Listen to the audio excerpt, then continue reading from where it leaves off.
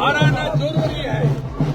Party ने direction दिया, मोदी जी का आशीर्वाद मिला, इसलिए मैं खड़ा हुआ। অতএব অন্য কোনো ইস্যু নেই, আমি জিতবো, তারপরে প্রধানমন্ত্রী যে আমাকে বলে দেবে যে তুমি কি করবে। আগে মমতা হটাও, আমাকে পার্টির ওয়ার্কাররা তো চেয়েছিল, মোদিজি দিয়েছে আমাকে 4,000 টাকা।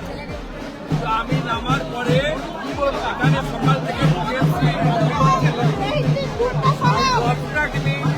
সব লাখ লাখ এটা করার জন্য আমি আসার আগে পালিয়েছিলাম।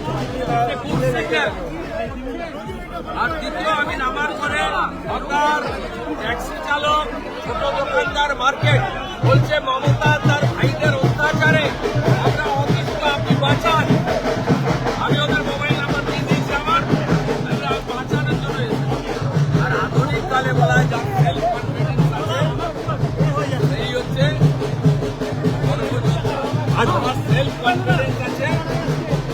আমি শান্তির মন্ত্র চোরই গতি বলে মমতা ব্যানার্জিকে এখানে হারাবো।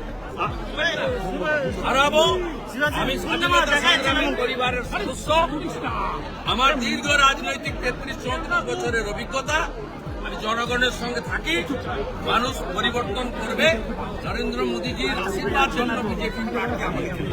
তা আমি বলে গেলাম এগুলো করবেন না, করবেন না, পুলিশকে মিসইউজ করবেন না, বলে গেলাম। আমি আমার কাছে রেকর্ড আছে।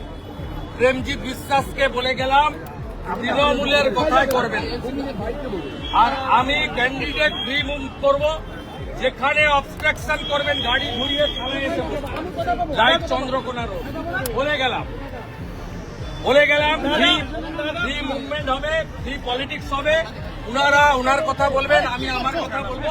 পাবলিক যেটা অ্যাকসেপ্ট করবে, বিজেপি মাস্ট উইন, মোদিজি মাস্ট উইন।